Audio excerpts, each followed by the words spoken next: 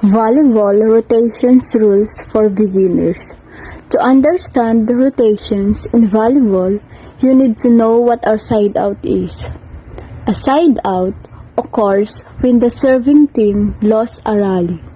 This gives the right to serve to the receiving team. The team that won the rally now has to rotate their position clockwise and start serving. The team that lost the rally will not rotate and stay in their positions. The chart will help you understand the rotations better. The numbers you see are the position of the players on the court. The arrows signify the order of rotations. Note that the position numbers will not change. Just the players will keep rotating every time a side out occurs. The player in position 1 will serve and keep doing it until the next rotation. In the next rotation, the player in the number 2 position will serve, and so on. What if you don't rotate in volleyball? It is against the rules, and you will lose a point. The ref will call a rotational violation. If you fail to rotate or rotate in the wrong order, yes, even the order is essential. Sounds confusing. Let me explain. The referee can call you out of rotation if you break the order or make a positional violation. What is the rotation order? Your starting lineup will determine the rotation order. The way you line up has to be maintained throughout the set. You'll have 3 players in the front court and 3 in the back. That means the players in position 3 and 2 will always be in that order when rotating. This has little to do with what position a player plays, such as a libero, outside hitter, etc. You have to maintain this position till the ball is served. Volleyball positions, diagram, and numbers. We all know by now that there are 6 players on the field, each playing a different role. Sure, everyone is supposed to pass, set, block, or serve whenever the situation demands it. But those are necessary volleyball skills that every player must have. So, what are these specialized roles? What does each of them do? The libero position. Defense specialist replace any player in the back row. Can be substitute freely. Wears a different color jersey. The libero position is a special one. It is primarily a defensive position and one of the most important. The libero can be freely substituted with any player in the back row. This means that liberos can freely walk in and walk out for another player, and it won't be counted as a substitution. Usually, it is the middle player that is substituted for a libero for enhancing the defense. Right side hitter or opposites. You usually find this in the number 2 position. As the name suggests, the right side hitters play from the right side of the court. Depending on the formation, you'll find at least one of them on the court. The right side hitters are also called opposites because they are positioned opposite to the setter. Their primary duty is to assist the setter when called upon. If your setter is not available for some reason, the right side hitter is expected to take charge and set up the ball. Opposites don't get set up as often as the left side hitters. Often they'll be the one hitting off any back sets. Much of this will will depend on the passing of the team and the strategy. This position is considered the best for lefties. The way lefties approach a ball in this position can be optimal for getting a good hit. So, keep that in mind if you are lefty. The setter. The most crucial role for any team's offense is the setter. The player in this role is responsible for receiving a pass and set up the right player in any situation. If your setter is weak, then your entire attack can fall apart. Setters will get the second ball most of the time and then set up the hitter for an effective attack. This is an specialized position that requires very high levels of agility, practice, and hustle. When playing the setter role, you'll be tasked with a lot of quick decisions that could decide the outcome of any rally. Left side hitter or outsides. If one player gets the most attacking action on any team, it has to be the left side hitter. They are absolutely crucial to any team. Outside hitters should be all-rounded and the most potent attacker on the team. Why? Because they are probably going to be set the most. Middle blocker. Reasonably straightforward to understand from the name itself. The middle blocker rule is the primary blocker on your team. They play in the middle and probably are the tallest member of the team. They are tasked with blocking as many attacks as possible. They have to remain very alert. The middle blocker is the first line of defense but will most likely only play in the front row. When the time comes to rotate to the back, they usually make way for a library to step in.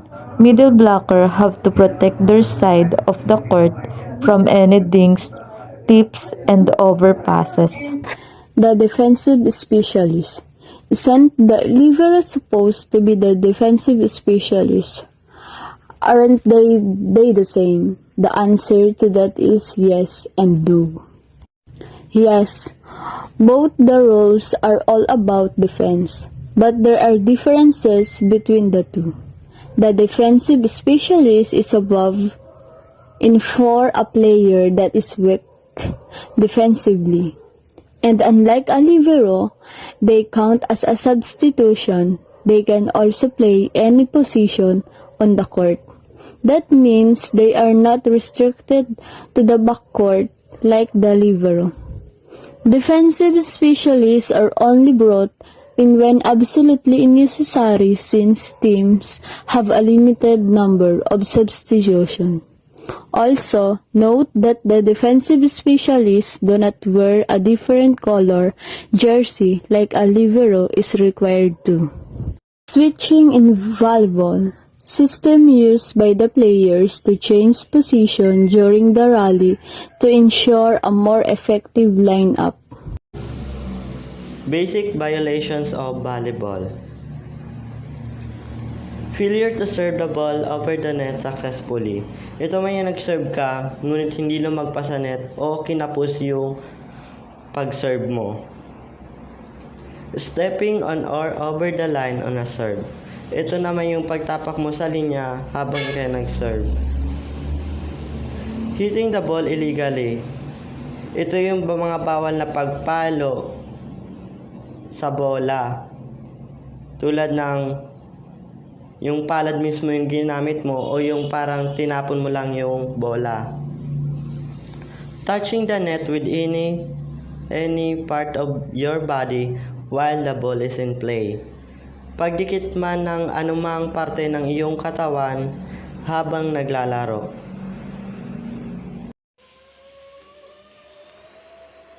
Reaching over the net. There are officially rules for playing the ball at the net. Reaching over the net except under this condition. 1. When executing a following through. 2. When blocking a ball which is the opponent court but is being returned. The blockers must not contact the ball until after the opponent who is attempting to return the ball makes contact, except to the block the third play.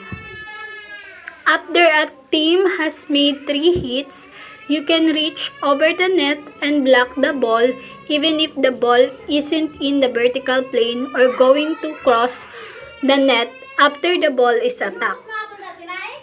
Hindi po!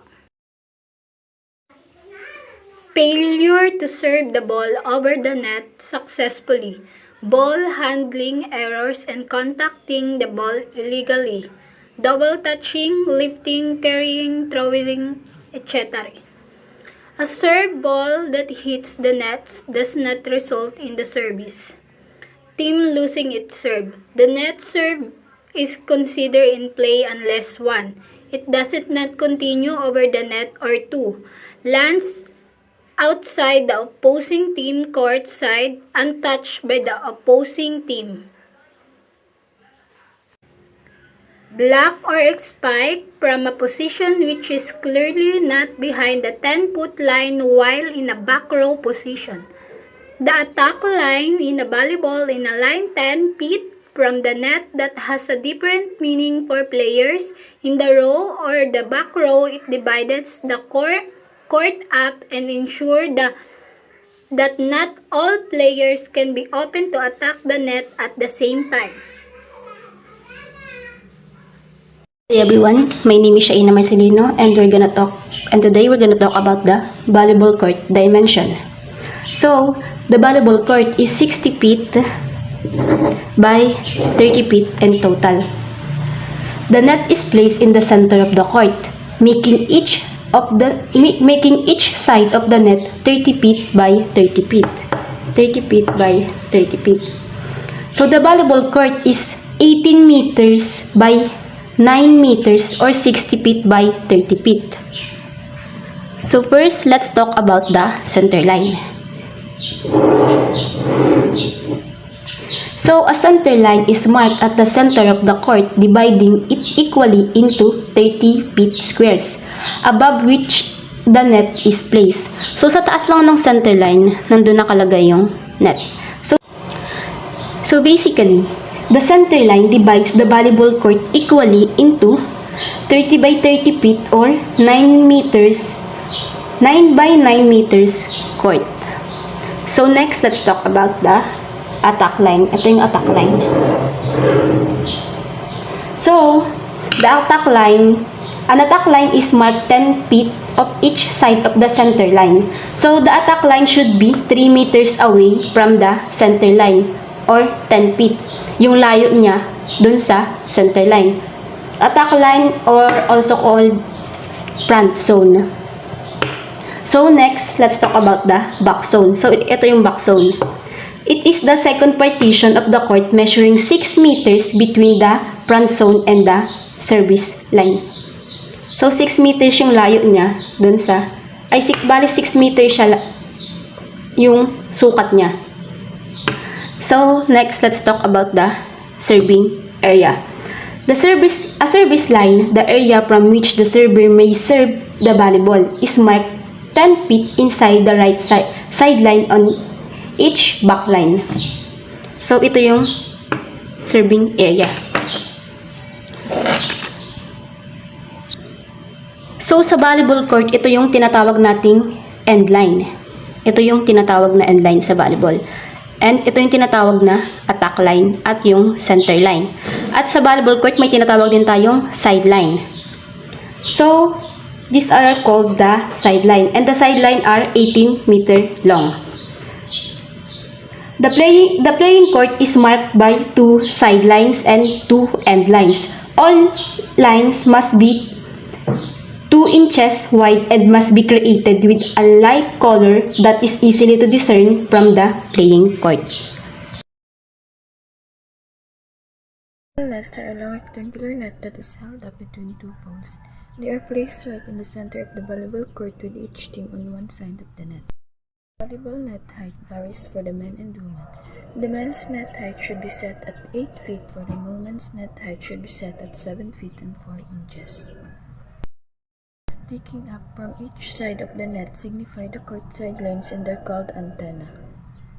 The net poles must be 36 feet apart, while the antenna must be 30 feet apart, and the height of the net antenna should be 32 inches from the top of the net. Volleyball lingo. The first volleyball lingo is ace. What is ace? Ace is when the ball is served to the other team and no one touches it. Ang ace po ay yung nag-serve ang kabilang team at walang nakasalo o naka-receive sa kabilang team. And here's the example of ace. Well, oh yes! The second volleyball lingo is side out. Side out is when the team that served the ball makes a mistake, causing the ball to go to the other team. And here's the example of side out.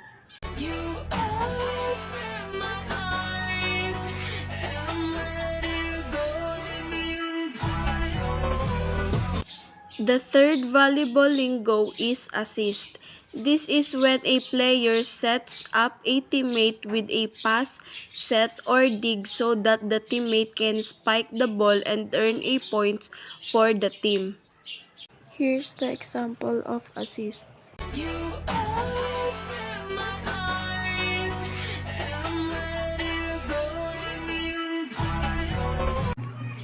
The fourth volleyball lingo is joust. Joust is when two opposing players are simultaneously attempting to play a ball above the net. Here's the example of joust.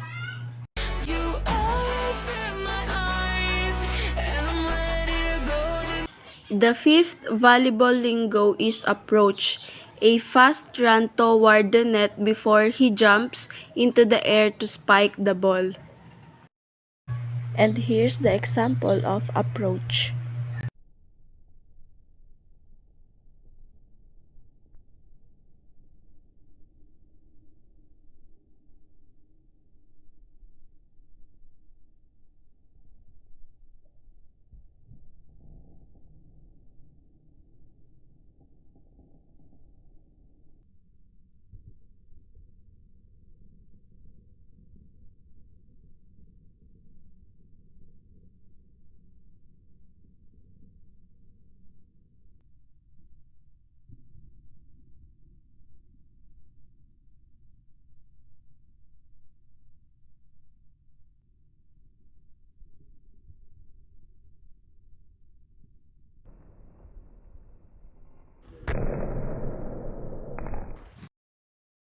Stuff. When a player jumps the height of the net, blocks the ball, and the ball goes back to the person who attacked or spiked it. Based on the picture na papapansin nyo na ang staff para siyang common or similar sa blocking, pero ang difference niya naman sa blocking, ang staff ay ni-hit nung player yung ball pabalik dun sa kalaban. Here's the example for the staff.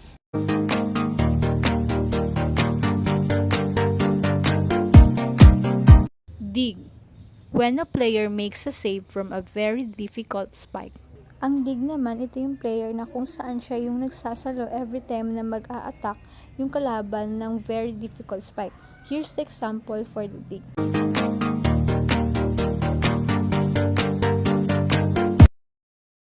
Kill. When the team spikes the ball and it either ends in a point or a side out. Ang kill naman ay isang offensive attack na kung saan siya ay parang common sa spike or ace, pero ang difference niya naman lang is it ends in a point or a side out.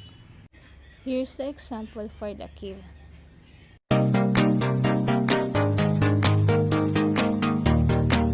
Line shot. A line shot is attacking the ball down an opponent's sideline. The ball is usually hit down the line just outside the outside blocker or over the top of the outside blocker. Sa line shot naman, ito yung player na kung saan ang attacking or pag-hit niya sa ball ay pababa sa outside or over the top of the outside blocker. Here's the example for the line shot.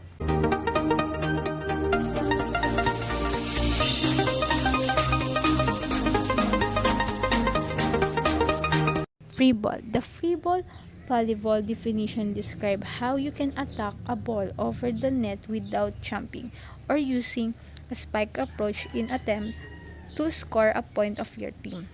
Ang free ball naman, ito yung pag-attack ng player sa ball na kung saan hindi kailangan tumalon para i-hit yung ball over the net. Here's the example for the free ball.